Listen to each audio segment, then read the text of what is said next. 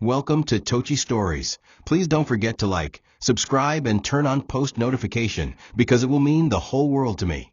Now let's get right into the story. Brace yourself.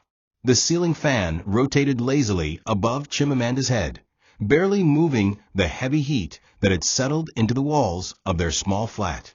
9 months pregnant, her stomach rounded and taut like a full moon, she shuffled across the tiled floor, trying to balance a basin of water while holding her lower back. Her ankles had swollen so badly that her slippers no longer fit, yet Uche, her husband, sat on the couch in his vest and boxers, pressing buttons on the remote with one hand and scrolling through his phone with the other. "Bring me cold water," he grunted without looking up. Chimamanda blinked twice, her throat dry and tight, but she nodded and turned toward the kitchen. The simple request stung not because of what he said, but how he said it, as if she didn't exist beyond her usefulness. The same man who once recited love poems to her during university now treated her like furniture. And worse, she still clung to hope that maybe, just maybe, the man she loved might return. As the evening sun cast a golden hue through the dusty curtains, Chimamanda finished folding Uche's laundry, her breathing shallow and her dress soaked with sweat. She asked him softly, "Can you help me carry the water for the bathroom? My back is really hurting today." Uche snorted, lowering his phone. "So I should break my back for you?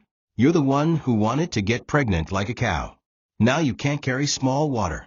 His voice was thick with mockery. Chimamanda said nothing. She slowly sat on the floor, trying not to cry, rubbing her belly as the baby shifted within. Every time she tried to defend herself, it ended in shouting, sometimes in silence, often in cold withdrawal. Uche had a way of making her feel like she was the problem even when he was the one hurting her. The deeper she tried to reach for love, the further he pushed her away. And now, with their child almost due, he treated her like a stranger he had merely hired to suffer. That night, Chimamanda lay curled on the edge of their bed, her hands wrapped protectively around her belly. Uche was in the living room on a call, laughing loudly. He hadn't touched her in weeks, not even to rub her back when the cramps got worse or to ask if the baby had moved.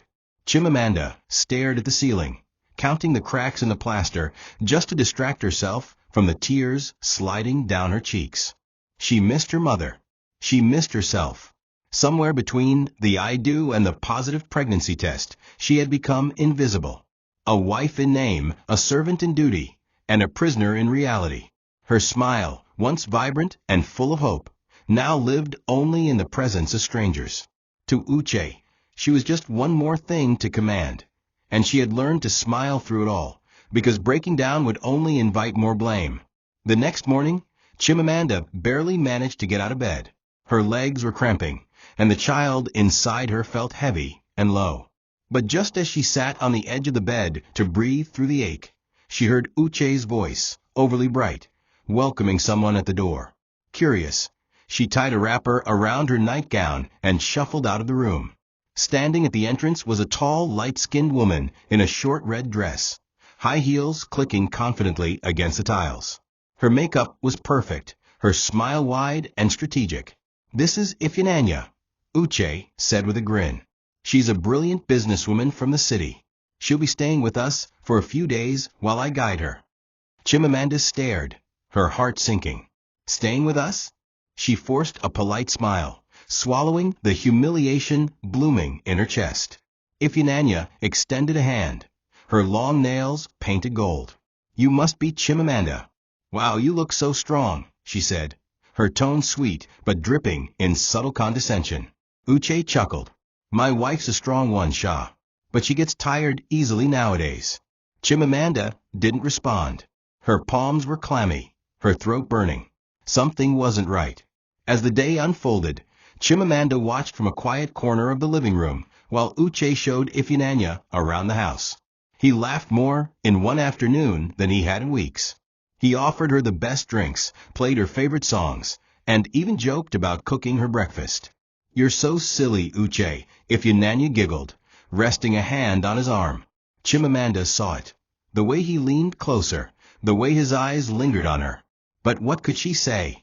Any protest would only be dismissed as jealousy. She was just the tired, bloated wife who had let herself go.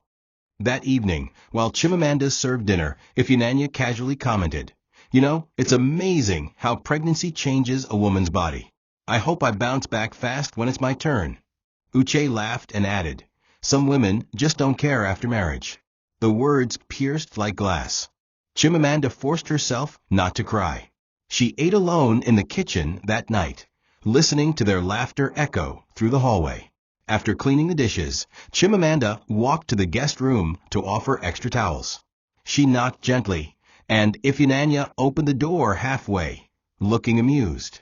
"Thanks," she said, taking the towel but not moving aside. Then in a lower voice she whispered, "You must really be used to this, being the maid, I mean." Before Chimamanda could respond, Ifeanyi smiled sweetly and shut the door in her face. Shock rooted her feet to the ground. She stood there for several seconds before turning back, her hands trembling. In that moment, Chimamanda realized that the woman her husband had brought into their home was not just a guest. She was a threat, one that had Uche's full permission to ruin her peace.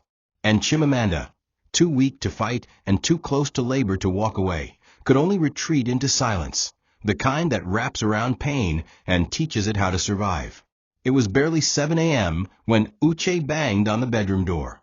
Chimamanda had just managed to fall asleep after a night of restless contractions. "Wake up, Chimamanda. Ifeanyi has somewhere to be," he barked. Dazed and limping, Chimamanda emerged from the room, still in her wrapper and scarf. "Good morning," she mumbled. "Good what?" Uche spat. "Don't stand there greeting me like a fool. Go and iron her clothes. She needs them ready by 8. Chimamanda blinked. "Whose clothes?" Uche looked at her like she had grown horns. "Are you deaf?" "Ifeanyi's. There's a dress she wants to wear for her business meeting. Do it quickly. And please use starch, don't disgrace me." Chimamanda turned slowly, nausea curling in her stomach. Ifeanyi sat on the sofa, sipping tea and smiling. "Thanks, darling," she said sweetly. "It's the yellow gown in my bag, and maybe the underwear too. I like everything pressed fresh." Chimamanda felt something inside her die. She walked slowly to the guest room, retrieved the clothes, and went to the ironing board with quiet dignity. Her swollen feet ached with every step. Her wrists trembled as she lifted the heavy iron. But she didn't cry. She simply pressed each cloth as if it were the last piece of her former self she was burning. As the steam hissed, filling the kitchen with heat, Chimamanda tried to distract herself. She remembered how she once ironed Uche's shirts for his first job interview, staying up all night to make him look perfect. She had believed in his dreams more than he did. And now, here she was, pregnant, broken, and ironing lace underwear for a stranger wearing her husband's cologne. After she finished, she folded the clothes neatly and handed them to Ifeanyi. "You're so good at this," Ifeanyi smirked. "You could work in a hotel." Uche burst out laughing. Chimamanda simply turned away. Her lips were bleeding where she'd been biting them. Her mind was spinning. She wasn't sure if it was the heat, the hunger, or the heartbreak, but everything inside her felt like it was reaching a breaking point. Still, she swallowed it down, because weakness was no longer an option. She had a child to protect, and in this house, love had been replaced with humiliation. That night, Uche came into the bedroom briefly. Chimamanda sat up, hoping maybe, just maybe, he would ask how she was doing. Instead, he picked up a pair of trousers and cologne, muttering, "I'll sleep in the other room tonight. You take too much space with that belly." Then he left. Chimamanda laid back down and stared at the ceiling. No tears. No anger. Just a deep, gnawing emptiness that wrapped itself around her bones. She placed her hands on her stomach and whispered, "You're all I have left." In that moment, she didn't know that everything around her was about to shatter, and that from the ashes, something stronger would rise. When night came and the house fell quiet, Chimamanda curled into the corner of the bed, cradling her stomach as soft kicks stirred beneath her skin. Her eyes were half closed in exhaustion when she heard a faint voice echoing from the guest room. At first, she thought it was the television, but as she listened closer, she recognized Ifeanyi's unmistakable voice, low, hushed, intimate. Carefully, Chimamanda crept toward the corridor and paused near the slightly ajar door. Inside, Iphigenia was sprawled across the bed, her manicured fingers twirling the cord of her phone charger as she whispered sweet nothings into the speaker. "Baby, relax," she cooed. "He's already halfway gone. He doesn't even think for himself anymore. I can ask for anything, and he gives it. He just signed a check today, said it's for my future." A moment of silence passed, then a deep chuckle followed. "You should see his wife, waddling around like a lost cow. I made her iron my underwear this morning." The person on the other end, Raymond, as Chimamanda would later learn, laughed heartily. "Good," he said. "Keep him close. He's about to give us more than we expected." Chimamanda's blood ran cold. She covered her mouth to stop the gasp rising in her throat and slowly backed away from the door. Her entire body trembled. It wasn't just betrayal anymore. It was a calculated setup. Uche hadn't simply fallen for another woman. He had become a pawn in a far more dangerous game. And Chimamanda was nothing but collateral damage. Her legs gave way slightly as she returned to the bedroom. She sat on the edge of the bed, her hands shaking, the walls closing in. Her heart screamed for her to tell Uche, to warn him, but a bitter voice inside whispered, "He wouldn't believe you." He never did. He had long stopped seeing her as human, let alone as a voice worth trusting. The irony wasn't lost on her. The same man who once told her, "You're my safe place," now opened his doors to a stranger plotting his downfall, and couldn't hear the silent alarm ringing from the woman who had once shielded him from the world. She didn't sleep that night. She stared at the ceiling, her belly rising and falling with each anxious breath. At some point, the baby shifted forcefully, and a sharp cramp shot through her spine, making her wince. Still, Chimamanda said nothing to anyone. She knew it would make no difference. She understood now that she was not only battling emotional abuse, but swimming in a sea of gaslighting and manipulation. Iphigenia wasn't just a mistress. She was a thief dressed in charm, weaponizing her femininity to tear down an entire home brick by brick. And Uche, drunk on the illusion of having power and youth in his grasp, was dancing blindly toward destruction. Chimamanda curled up tightly and whispered to her unborn child, "I will not let them break me. I don't know how, but I will survive this for you." It wasn't a promise to fight, not yet. It was simply a vow to hold on. The next day arrived like a curse. Chimamanda was just preparing pap in the kitchen when she heard the sound of multiple voices and clattering heels outside the gate. Uche's voice boomed, "Mummy, come inside. This is your house."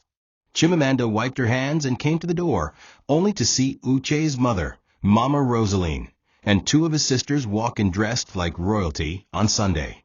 Their faces, tight with judgment, scanned the room like they were inspecting a crime scene. "So this is where my son sleeps now." Mama Rosaline sniffed. "And you're still this big? You've added too much O. You must rest after delivery, so you can slim down and be attractive again. Men don't like what is too round." One of the sisters chuckled. Chimamanda stood there, heart thudding. "Good afternoon, Ma," she said quietly. "Afternoon," they muttered without warmth. Then Uche added with a smirk, "Let me introduce you all to someone very special. Iphigenia." Iphigenia stepped into the living room in a tight dress, perfectly made up and glowing. "Good afternoon, Ma," she said, curtsying slightly. Mama Rosaline's face lit up instantly. C-class. This one is polished, beautiful, and well kept. I can see why Uche calls you wise." Chimamanda stared blankly, her heart bleeding. No one noticed the pain in her eyes. Uche's sisters began complimenting Iphigenia, asking where she bought her hair, what perfume she wore, what gym she used. "Chimamanda," Mama Rosaline said suddenly, "go and bring something for us to eat. Iphigenia must be tired." Chimamanda turned, feeling heat crawl up her neck. In the kitchen, her fingers trembled as she peeled yam. Her tears fell into the pot. The humiliation was sharp. This wasn't just disrespect. It was a public stripping of her identity. She was no longer seen as a wife, a mother-to-be, or even a person. She was now just the one who brings food. As she served the meal, Mama Rosaline watched her carefully. "You used to be sharper," she said, chewing noisily. "Now you're always looking tired. Don't be shocked if your husband gets tired too." Iphigenia giggled from behind a wine glass. Chimamanda didn't reply. She simply placed the plates down one by one and walked away. In her room, she broke down, sobbing into her wrapper. These weren't strangers insulting her. They were people she once served with respect, people she fed during Christmas, people she prayed for when they were sick. And now, they had come to dance on her wounds, blaming her for a pain she never created. But something in her hardened that afternoon. She knew now no one was coming to rescue her, not even family. She would have to become her own lifeline. And even if it meant suffering in silence, she would protect her child from the poison these people brought into her life. Her love, though bruised, was not broken. That night, Chimamanda's legs felt heavier than usual. The pressure in her lower abdomen intensified, but she dared not complain. Iphigenia had insisted on wearing a white jumpsuit to a business cocktail, and Uche had ordered Chimamanda to iron it to perfection. "Not one crease," he warned. She stood in front of the ironing board for over 30 minutes, sweat pouring down her face, her breath becoming shallow. She tried to shift her weight from one leg to the other, but each movement sent a stab of pain up her spine.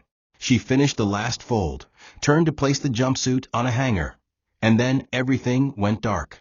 She collapsed onto the floor, her body slumping hard, the hot iron narrowly missing her foot as it clattered beside her. Iphigenia screamed.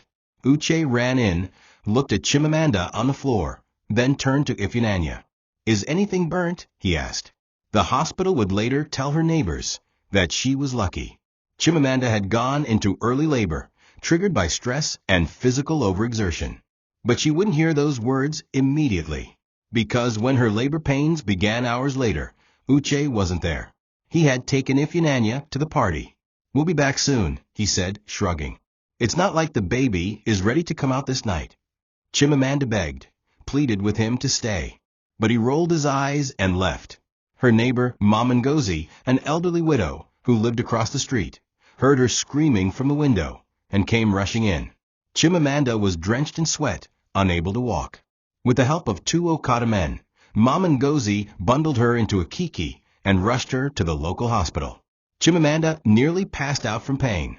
When she opened her eyes hours later, she was in a torn hospital gown, an oxygen mask on her face, and her baby boy swaddled beside her. But there was no one else. Uche didn't show up until 2 days later. He walked into the ward, glanced at the baby, and said, "You should have waited. I had plans that night." He dropped an envelope on the table. Inside were a few naira notes. Chimamanda said nothing.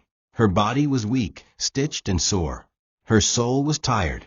She had given everything to a man who didn't even show up when life and death held her in the balance. The nurses gave her pitying looks, but no one said a word. Chimamanda held her baby close, burying her face in the soft towel he was wrapped in. She wasn't sure what came next, but she knew one thing. Uche had already left her, not with a divorce, but with something worse, absence. And now it was just her and this fragile child against a world that had already decided she was worthless. Chimamanda opened her eyes to the chill of a government hospital room, pale walls, metal-framed windows, and the faint stench of disinfectant. Her body ached in places she hadn't known could feel pain. Her arms were heavy, her legs numb. As she turned slowly to her side, the cry of a baby pierced the silence. Her baby. A nurse walked over, gently placing the wrapped child on her chest. "Your son is strong," the woman said quietly, "but he needs warmth, he needs rest, and he needs you." Chimamanda blinked slowly, looking down at the tiny, wrinkled face before her. His eyes were shut, his breathing fragile. Her hands trembled as she held him. She hadn't even had the chance to say welcome, before life pushed them both to the edge. There were no balloons, no excited father pacing the hallway, no family holding her hand. Just this child, this small miracle, and a mother hanging on by the thread of her will. As hours passed, the silence in the ward grew thicker. The other women had their husbands or mothers by their sides, someone to help change diapers, someone to rub their backs, someone to say, "You did well." But Chimamanda had only her thoughts and a faint memory of her own mother, now long gone. A nurse came in and scolded her for not bringing a proper delivery bag. No wrapper, no flask, not even a bottle for hot water. "Didn't you know you'd give birth soon?" Chimamanda lowered her eyes, too drained to explain that she had collapsed while ironing another woman's clothes, that her husband had abandoned her in that state. She bit her tongue and nodded. The nurse left, shaking her head. Chimamanda blinked back tears, knowing that this hospital, with its rusted fan and chipped ceiling, had shown her more compassion than the man she called her husband. She pressed her lips to her child's forehead and whispered his name, Obiajalu, meaning the heart has found peace. A name she had chosen long before the storm, clinging to the hope that someday peace would truly come. On the second evening, the ward was almost empty. Other mothers had been discharged or had visitors bringing food and baby clothes. Chimamanda remained alone, surviving on watery rice from the canteen and the coins left in her wrapper. She had used the little she had to buy paracetamol for the cramps and a sachet of detergent to wash her child's cloth. The nurses occasionally checked in on her, some with sympathy in their eyes, others with quiet judgment. Chimamanda said nothing. She was learning to store her pain in silence. Then, without warning, Uche appeared at the door. He wore a polo shirt and perfume, as if coming from an outing. He glanced at the child without emotion, then handed her an envelope. "You'll be discharged tomorrow. Use that to sort yourself out. I've already spoken to someone about the divorce." His words landed like blows. Before she could ask anything, he turned and left. She looked down at the envelope, just enough for transport. That was her reward for birthing his child. 2 days after returning home, Chimamanda sat on the edge of her mattress, holding her son as he whimpered. The tiny room they now stayed in, the spare room beside the kitchen, had no fan, no window screens, and smelled of kerosene from the leaking stove. Her body was still recovering. She bled often, and the pain from her stitches throbbed with every movement. She hadn't heard from Uche since he dropped her at the gate and walked off without helping her carry the baby bag. But she wasn't surprised. What did surprise her, however, was the knock on the door that morning. It was a courier with a document envelope. Inside were 2 things: divorce papers and a signed share transfer form. Uche had legally granted 60% of his company's equity to Ifeanyi, claiming she was his new business partner and investor. Chimamanda's hands shook as she read the details. Her name was nowhere. The business she had helped him build, staying up late to format proposals, taking loans in her name to support him, was now in the hands of the woman who had watched her suffer. Uche showed up hours later, wearing sunglasses and holding his car keys like a badge of pride. "I just wanted to explain," he said casually. "You've changed. This marriage is not working. I found someone more aligned with my goals. Ifeanyi understands the business world. She adds value, and frankly, she's more presentable. I'll give you something small when I'm settled. For now, focus on the baby." Chimamanda didn't respond. She just stared at the man she once called her protector. He wasn't even trying to hide his cruelty. There was no remorse, no hesitation. He spoke like someone assigning blame to an assistant. She could see the influence, the strings pulled by Ifeanyi, and likely by someone else she hadn't yet identified. No woman could play this level of chess alone. But still, the betrayal burned. Not just the emotional betrayal, but the legal and financial stripping of everything she helped build. Her silence wasn't weakness, it was survival. And for now, survival was all she could afford. Later that night, Chimamanda fed her son in the dark, her eyes burning with exhaustion. She hadn't eaten all day.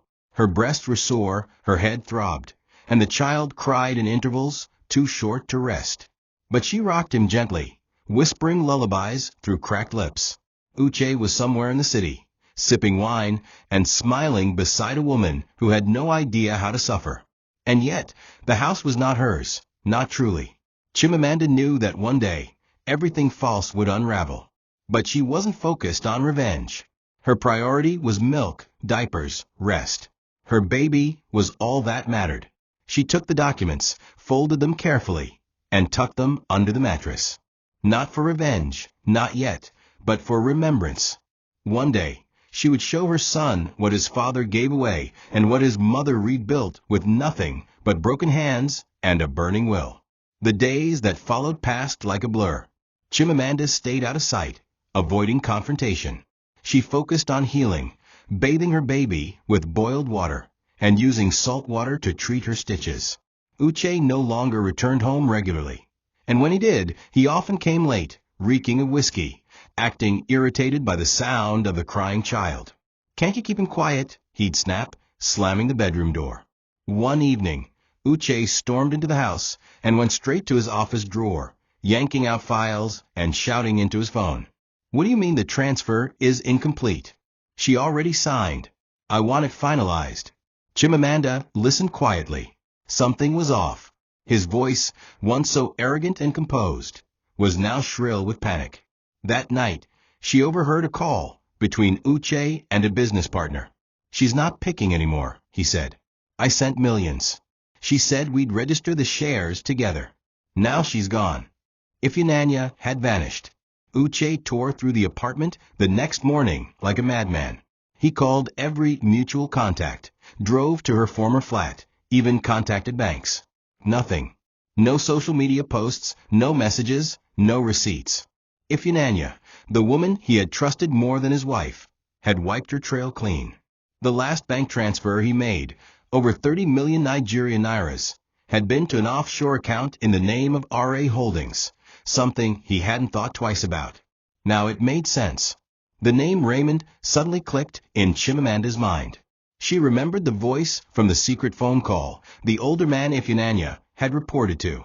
She realized with a sinking clarity that Ifeanyi had never been working alone. Uche had not only handed his business to his mistress, he had gifted it to her secret lover. And now he had nothing.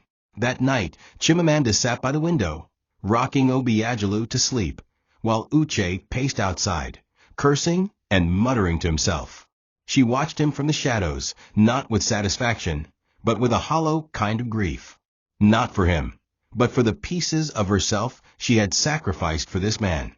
She had once imagined growing old with him, raising children, building dreams. And now he was the architect of his own ruin. She would not interfere. She would not warn. She would not pity. Let the storm finish what it started. Because in her silence there was a deeper strength, one that neither betrayal nor abandonment could destroy. The next few days were filled with a different kind of silence, not the quiet ache of abandonment, but the loud stillness of collapse. Uche, once arrogant and dismissive, now moved like a shadow through the house. He no longer barked orders or slammed doors. Instead, he mumbled under his breath, pacing with bloodshot eyes, making desperate phone calls to banks, lawyers, and investors who now ignored him.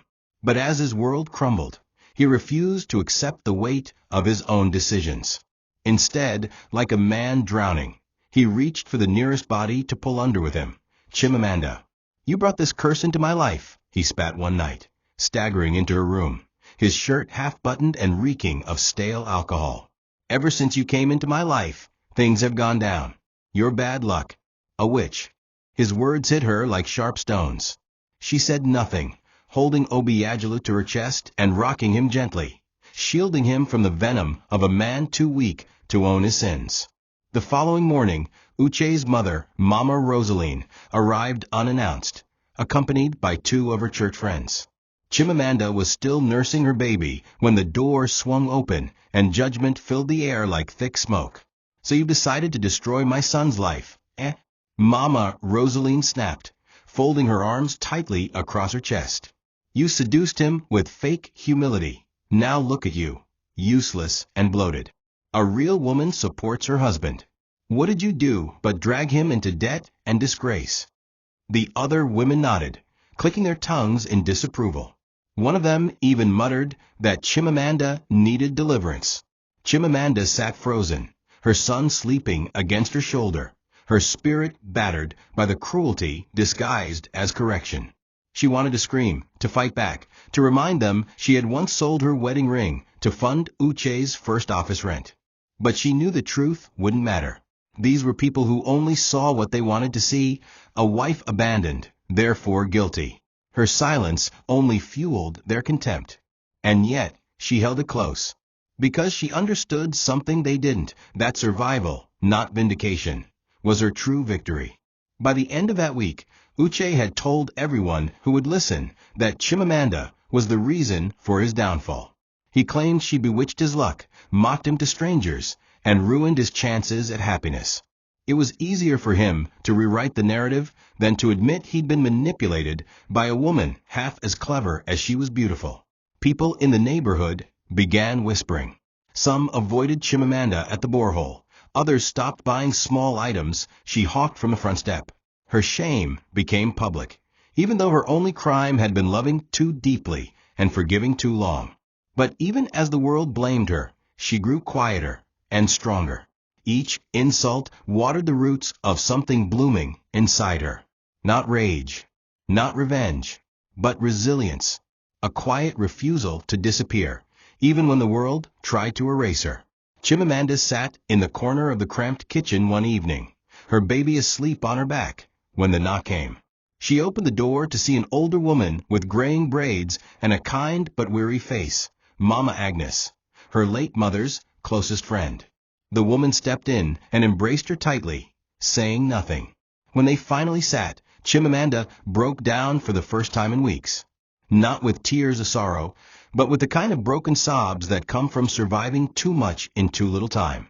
Mama Agnes didn't interrupt her pain. She let it spill. Then, when the room fell quiet again, she reached into her bag and pulled out a worn leather pouch wrapped with string. "Your mother left this for you," she said. "She told me to give it to you, only when life made you feel like you had nothing left." Chimamanda opened it slowly, her hands shaking. Inside were 3 items. A small notebook filled with her mother's handwriting, a land deed bearing Chimamanda's name, and a folded envelope containing 50,000 Nigerian nairas in old bills. The notebook was filled with messages of love and wisdom, notes her mother had written over the years, long before her illness took her. Words like, "You are stronger than the silence they try to bury you in, and the world may never clap for your sacrifice, but it will one day respect your survival." Chimamanda wept. The land was a small plot in a developing area. Her mother had bought it in her name when she first got married, believing that her daughter might one day need her own escape. And the money, though small, felt like a fortune in the hands of someone who hadn't eaten meat in 2 weeks. Mama Agnes took her hand. "Your mother saw the storm. She knew a woman must build something that no man can burn. It's time you start building." That night, Chimamanda couldn't sleep. She lit a candle and reread the notes in the diary over and over again. She remembered her mother, a woman who had once been thrown out by her own husband, but rebuilt her life selling ogbono soup from a roadside stall. Her strength had been quiet, like Chimamanda's, but deeply rooted. Now Chimamanda had a seed. The land would one day grow. The money would buy baby food, soap, ingredients, something to start with. She wasn't sure how she would do it, or how long it would take. But she now knew for certain that the woman she was becoming would never beg again. Not for love. Not for shelter. Not for recognition. Her child would never see her broken, only becoming. Meanwhile, Uche's descent was accelerating like a vehicle with no brakes. His phones barely rang anymore. Investors had pulled out. Former clients had moved on. And the once trendy business he flaunted in magazine interviews now sat abandoned like an empty shell. Every time he checked his account, the balance mocked him. The company's secretary had resigned, citing mismanagement. His landlord had sent 2 warning letters. His only remaining employee, a cleaner, had stolen the office microwave and left. Still, Uche refused to accept defeat. He paced his now empty apartment, ranting to himself, blaming the economy, blaming evil people, blaming Chimamanda again and again. In his delusion, he couldn't comprehend that he was the one who signed everything over, that he gave his empire to a woman who kissed him in the morning and kissed her real lover at night. He stood in his boxers at 2 a.m., shaking with rage. "She tricked me," he shouted. "They all set me up." When he tried contacting Ifeanyi again, the number was no longer in service. Her social media pages had vanished, her photos erased from the internet like she never existed. It was as if she had been a ghost all along, a beautiful, calculating ghost who left only destruction in her wake. In desperation, Uche went to the police to file a report. But without proof of fraud or stolen identity, they laughed him out. "So you gave her the shares willingly?" an officer asked. Uche nodded. "Then go and cry home, sir. You didn't report love gone wrong. You just reported stupidity." The humiliation was unbearable. He left the station and vomited outside the gate. For the first time in months, he understood the depth of what he had done. He hadn't just betrayed his wife. He hadn't just lost money. He had sold his soul for attention. And now even that was worthless. Back home, he opened the fridge to find nothing but leftover Gary. His bank apps refused to load. His mother, once always present to insult Chimamanda, now ignored his calls, claiming she was praying. His friends had gone silent. And Chimamanda? She was quiet. Too quiet. It was then he realized that something about her silence had always been more dangerous than her voice. Because while he had shouted, lied, and accused, she had endured, observed, and survived. And now he was alone in the ruins he built, screaming for help in a world that had already moved on. There was no applause, no rescue, just him, a drowning man in the sea of his own arrogance, watching the woman he discarded slowly find the shoreline. Chimamanda stood outside her one-room space, wrapping baby Obiagela tighter against her chest as the evening wind swept dust through the compound. The 50,000 Nigerian nairas from her mother's secret stash was almost gone. Between baby medicine, feeding, soap, and transportation, it had vanished like smoke. She had sold most of her clothes. The few nice wrappers she once wore to church, even her wedding gown, now crumpled in a second-hand market bag for a mere fraction of its worth. But hunger doesn't ask questions. When she took the last 2,000 Nigerian nairas to buy yam, she paused in front of a suya stand and looked at the meat longingly. Her son hadn't tasted anything but pap in weeks. Yet she walked past. That night, she boiled plain yam with salt water and breastfed her baby until she nearly passed out. She didn't cry. There were no more tears, only quiet survival. Each night, she told herself, "Tomorrow I will try again. Tomorrow I will find a way." In the morning, she took a chance. Wrapping Obiagelu on her back, Chimamanda borrowed a tray from Mama Agnes and cooked a small pot of jollof rice using leftover oil and Maggi cubes she had saved. With trembling hands and a weak heart, she walked out into the market square and set up under a tree. The shame clung to her like a second skin. A woman who once sat beside her husband at business meetings was now hawking rice with one tin plate. But she reminded herself, pride doesn't feed children. Some women scoffed. "Is that not Uche's wife?" they whispered. "The one whose husband followed a fine girl?" But others were kind. A tired vulcanizer bought 2 spoons worth, nodding in approval. A group of Okada riders gave her coins just for trying. By evening, she had made 900 Nigerian nairas. It wasn't much, but it was something. Enough for pap flour, diapers, and another cooking spoon of oil. That night, she rubbed her child's back as he slept and whispered, "We are not begging. We are building." Over the next few weeks, Chimamanda returned to that same spot every morning. Sometimes she made beans and Gary. Other times, jollof rice or boiled plantain. Mama Agnes helped when she could, and soon a few local women began stopping by not just to buy, but to talk. They shared their own stories of betrayal, of suffering, of rising from ashes. One had been thrown out after her husband brought home a second wife. Another had lost everything to gambling. They didn't pity Chimamanda. They understood her. And from those quiet conversations a small sisterhood formed, one not built on noise or competition, but on shared pain and survival. Chimamanda found herself smiling again, even laughing softly when Obiagela babbled or tried to grab her food. Her world was still hard. Her body still ached. Her wounds had not healed. But every day she stood in the sun and sold her food. She reclaimed a piece of her stolen dignity.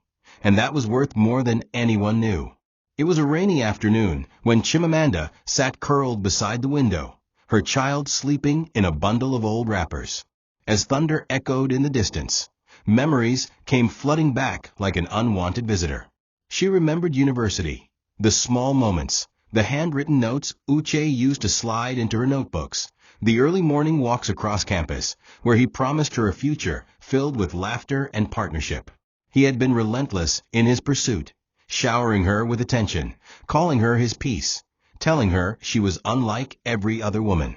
He used to carry her books, massage her feet, even cry when she didn't answer his calls. Her friends warned her, though. He's possessive, one said. He likes control, another added. But Chimamanda mistook it for love.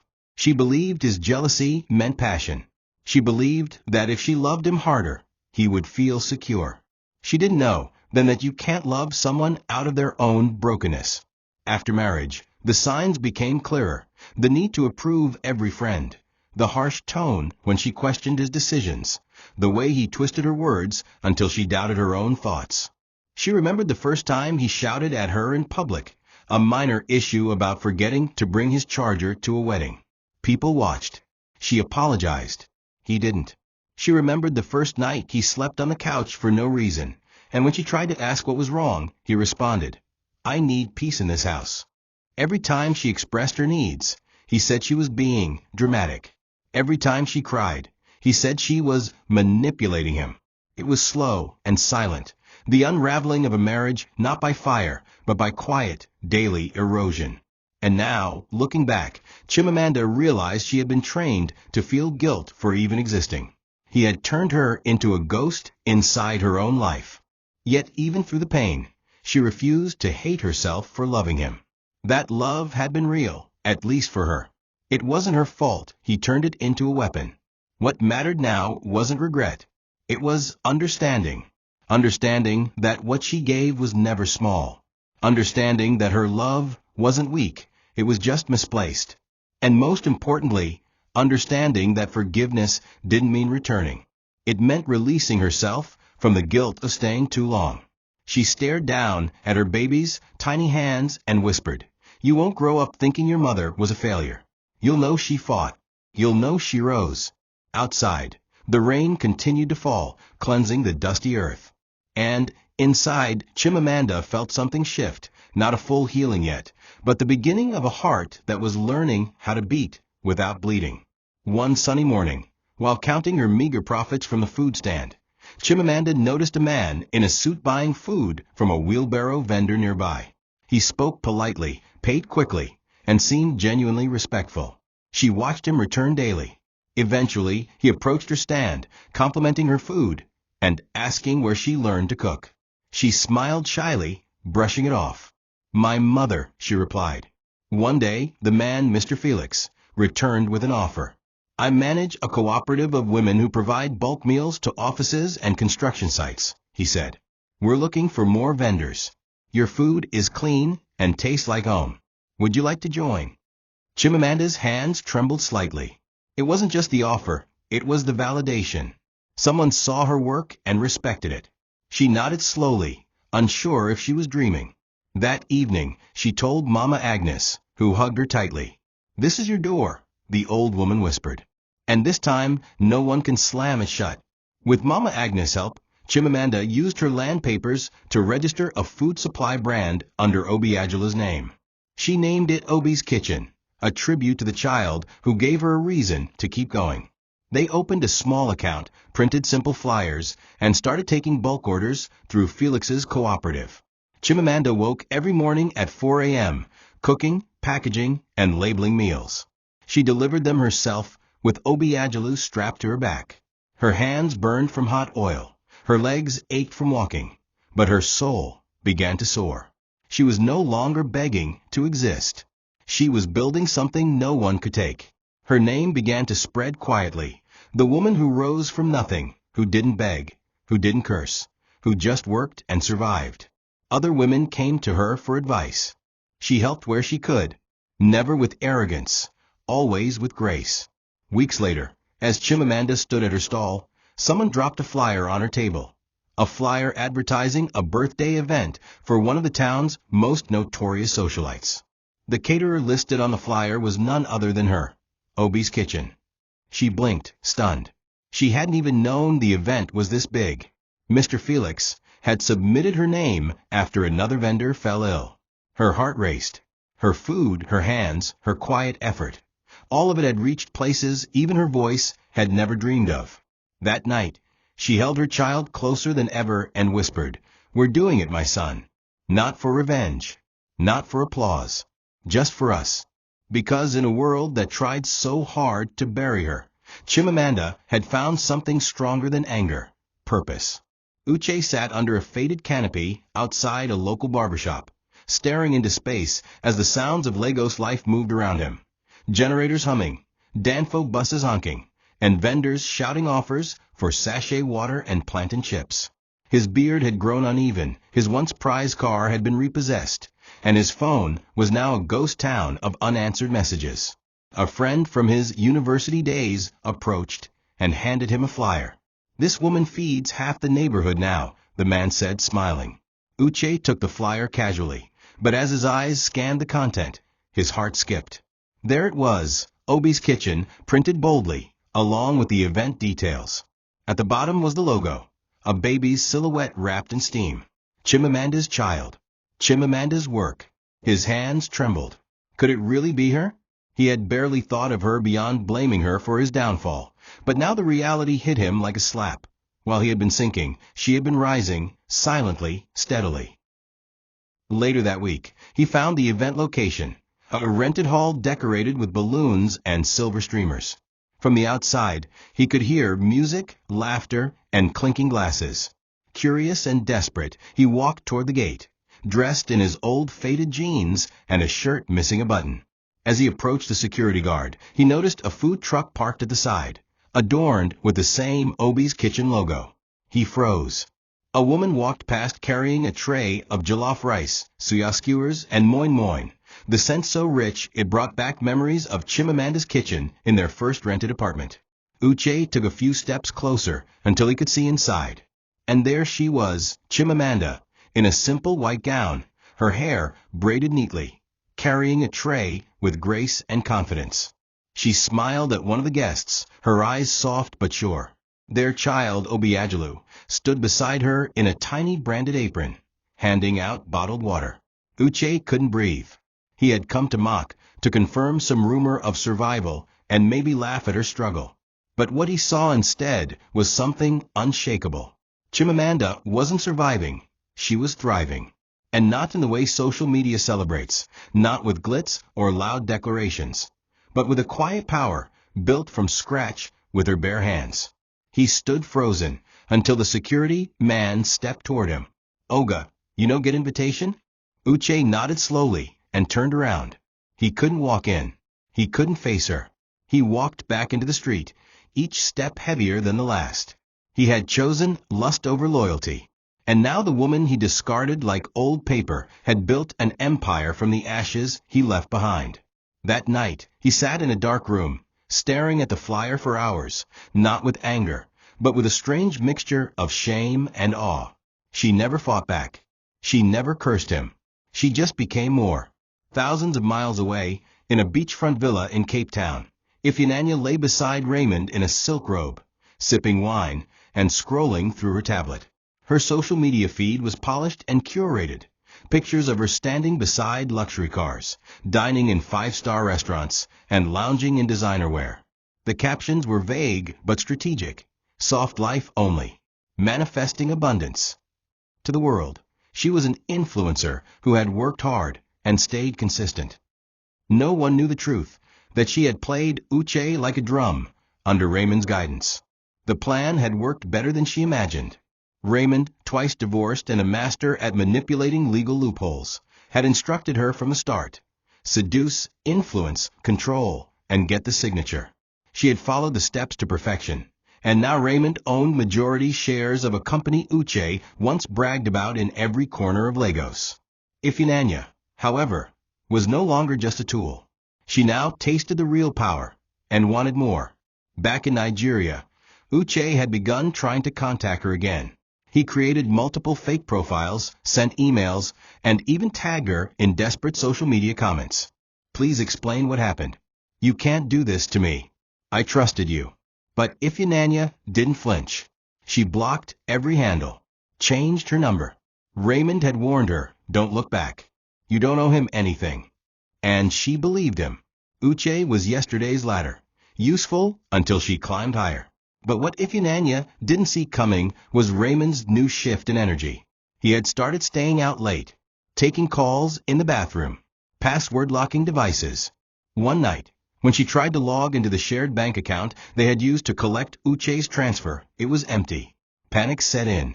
She confronted Raymond, who brushed her off with a laugh. Did you think this was love? He said coldly. You were the decoy. I owned the game. In that moment, Ifeananya realized the player had been played. The betrayal hit her like a hurricane. Within days, Raymond vanished, leaving only a short email. Thanks for the service. I'm moving on. Ifeananya stared at the screen for hours, her heart pounding in disbelief. She had spent months manipulating Uche, dismantling a marriage, and smiling through a mask, all for a man who discarded her with a line. With no access to the account, and her name not legally attached to any of the assets, she had nothing to claim. Her followers continued to like her posts, but she couldn't pay rent, couldn't afford the new handbags, couldn't stop the spiral. Within a month, she was back in Lagos, hiding in a small apartment, living off the last cash she had stashed. And for the first time since she met Uche, she opened her own social media and typed Chimamanda Obi's kitchen into the search bar. When the page loaded, she saw pictures of meals, happy customers, and a woman glowing from within. And that was when Ifeananya realized Chimamanda had won a battle she never even fought. Uche had grown thinner. His skin was dull, his eyes yellowed with stress, and his body no longer carried the weight of pride. One evening, he collapsed in front of a pharmacy while trying to buy antibiotics for a stomach infection he had ignored for weeks. The pharmacist, recognizing him, rushed him to a nearby clinic. He stayed there for 3 days, unable to pay. Word spread fast. The man who once hosted lavish house parties now shared a mosquito-ridden bed with 4 others in a public hospital. His family refused to help. His former friends ignored his calls. Even his church, where he once donated so others could clap, now sent a polite message wishing him divine healing and a breakthrough. Alone in that bed, hooked to a drip and listening to the soft groans of other patients, Uche cried for the first time in years, not for money, not even for Ifeananya, but for Chimamanda, the one person he had hurt the most, the one who never returned his pain.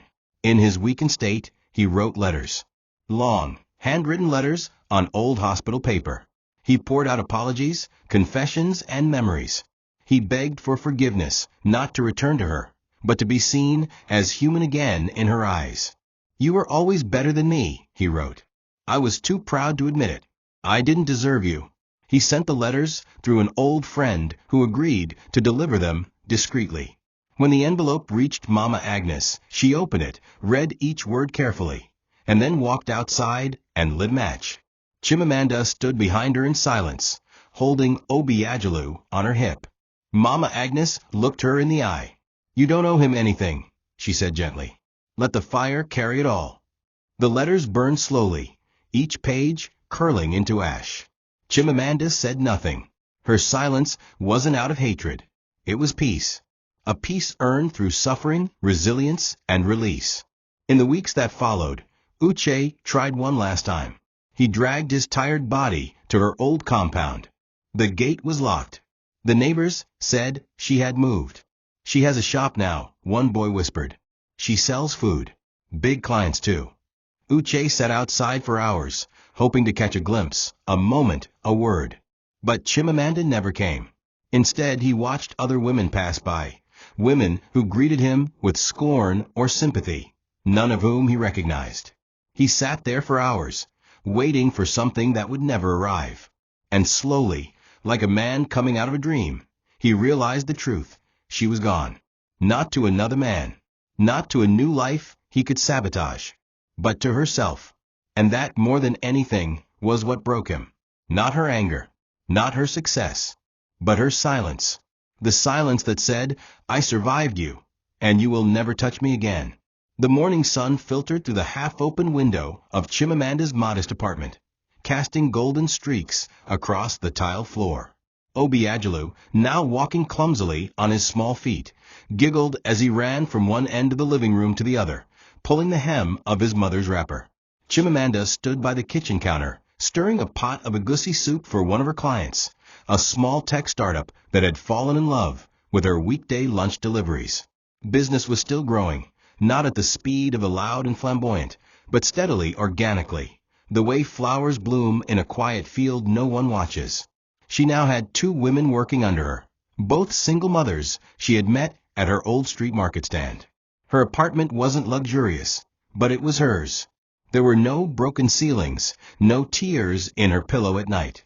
Just warmth, stability, peace. The kind of peace that had no need for applause. As she served soup into warmers and packed her son's school snacks, she paused to watch Obiagelu dance to a radio jingle. Her lips curved into a soft smile. He had grown so much. No longer the weak infant born in a hospital with no lights and no father's arms waiting to receive him, but a healthy, curious, joyful little boy. Sometimes he asked about his father. "Sheneva lit. Your daddy couldn't see clearly then," she would say. "But you, my son, you are what I saw when no one saw me." Chimamanda didn't carry bitterness in her voice, only truth. It wasn't about hiding the past. It was about not letting it chain the future. The child didn't need a legacy of hatred. He needed love, dignity, and the knowledge that his mother had walked through fire and came out with grace, not smoke. That evening, as she closed her shop, one of her workers handed her a wrapped parcel. An anonymous customer had dropped it earlier. Inside was a small torn flyer, burned slightly at the edges. On it was the old Obi's kitchen logo, the very first one she printed when she had no printer and used borrowed ink. Taped to the back was a small paper that simply read, "Thank you for surviving." Chimamanda stood frozen for a moment, then folded it slowly and tucked it into her drawer. She didn't need to ask who sent it. She already knew. And she didn't need to respond. She didn't need closure in words. The kind of healing she had built spoke for itself, in her child's laughter, in the aroma of her kitchen, in the peace she now called home.